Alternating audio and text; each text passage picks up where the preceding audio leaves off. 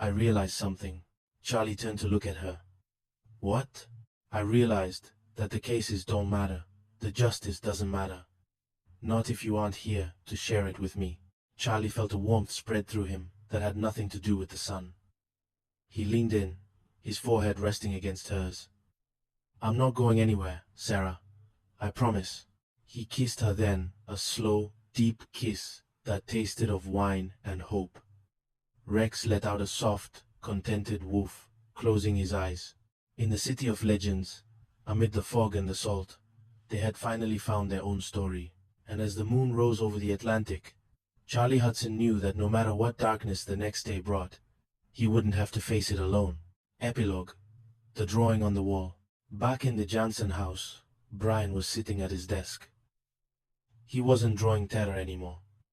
He wasn't drawing masks or vans. On the paper in front of him was a beautiful rendering of a man, a woman, and a dog. They were standing on a pier, surrounded by a soft, golden light. The man and woman were holding hands, and the dog was looking up at them with what could only be described as a smile. Brian picked up a bright yellow pencil and added one final detail. A sun breaking through the fog. The end. Whispers of the Fog. A novel of suspense and romance. Prologue. The Edge of the Atlantic. St. John's was a city built on the bones of giants and the salt of the sea. On mornings like this, when the fog rolled in from the Atlantic, thick and heavy as a damp wool blanket, the world felt smaller, more intimate, and infinitely more dangerous.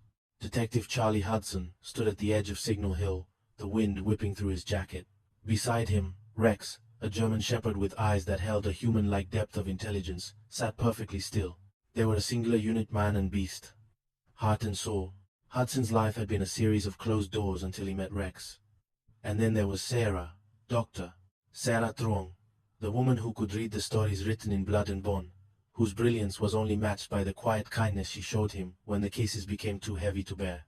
Below them, in the labyrinthine streets of the city, a storm was brewing. Not of weather, but of human greed, betrayal, and the kind of secrets that refuse to stay buried in the cold North Atlantic. Chapter 1. The Sidewalk Silent Witness. The morning began with a scream that no one heard. Megan Schaefer was a woman of habit. A brilliant legal mind at Wilkins Law, she was known for her precision and her privacy. But as she walked the familiar route toward her home, the rhythm of her footsteps was interrupted by the screech of tires. A white van, nondescript and predatory, slid into her path. In the shadows of a nearby doorway, 12-year-old Brian Jansen watched. Brian didn't see the world in words. He saw it in colors, in lines, and in the vibrating energy of things. He saw the struggle. He saw the flash of a silver ring on the abductor's hand. He saw the terror in Megan's eyes. By the time the van vanished into the gray mist, Brian was already reaching for his colored pencils. Charlie Hudson arrived at the scene 3 hours later. The air was crisp, smelling of rain and exhaust. Sarah Trong was already there, her slender frame crouched over a discarded briefcase. "Morning, Charlie," she said, not looking up. Her voice was a steadying force in the chaos of a crime scene. "What do we have, Sarah?" Hudson asked, his hand resting on Rex's head. A struggle. No blood, which is a mercy, but her belongings were scattered with intent. Sarah stood, brushing a stray dark lock from her forehead. Her eyes met Charlie's, and for a fleeting second, the professional veneer thinned. Megan Schaefer, 32. Senior associate. No enemies on record, but her parents are, well, they're influential.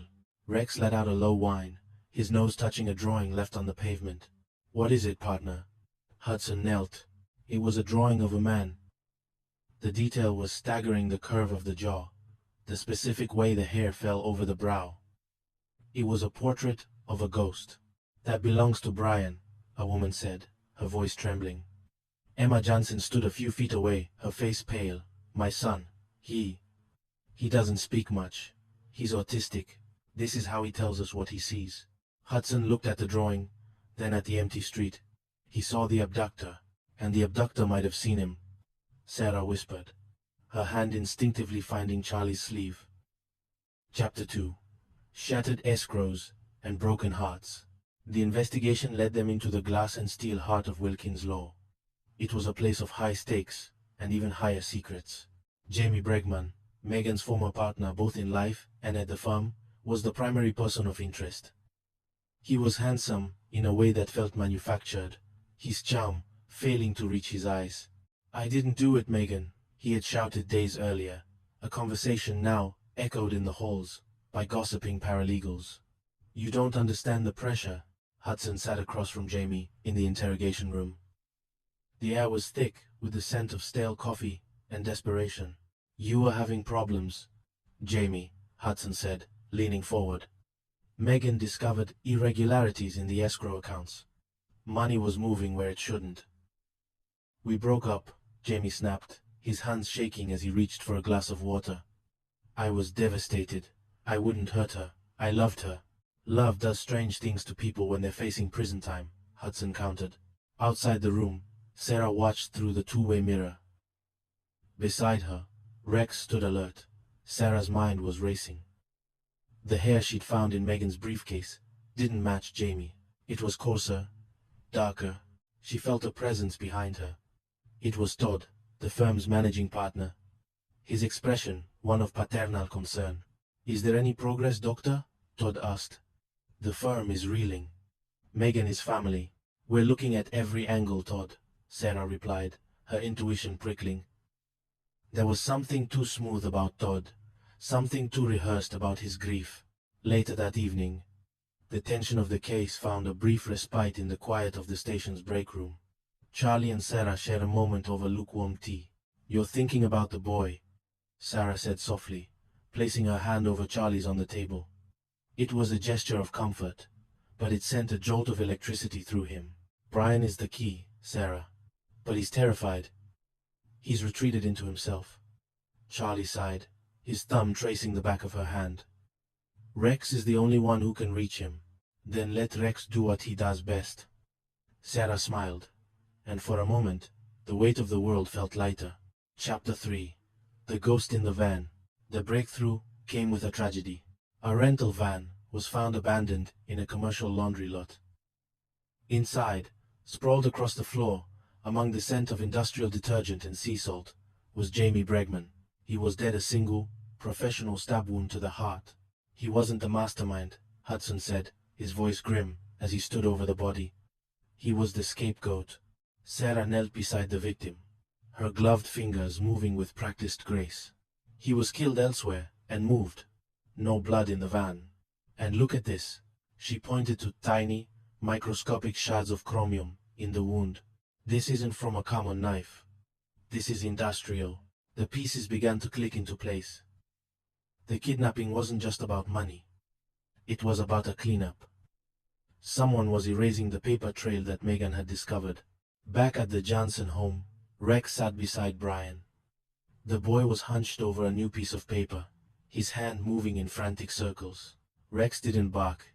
He simply rested his heavy head on Brian's knee, a grounding force in the boy's storm of sensory overload.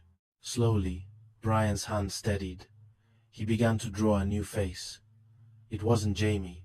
It was a man with a hard, weathered face. Errol Blackburn, a known associate of the firm's elite. A man who specialized in making problems disappear. "Todd," Hudson whispered, looking at the drawing. Blackburn was Todd's client. He handled his parole. The realization hit like a physical blow. The man who had been concerned for Megan was the one who had signed her death warrant. Chapter 4. The Abandoned Machine Shop. The final confrontation took place in the Golds, an industrial wasteland of rusted steel and forgotten dreams. Hudson, Rex, and a SWAT team descended on an abandoned machine shop. The air inside was freezing, smelling of oil and old blood.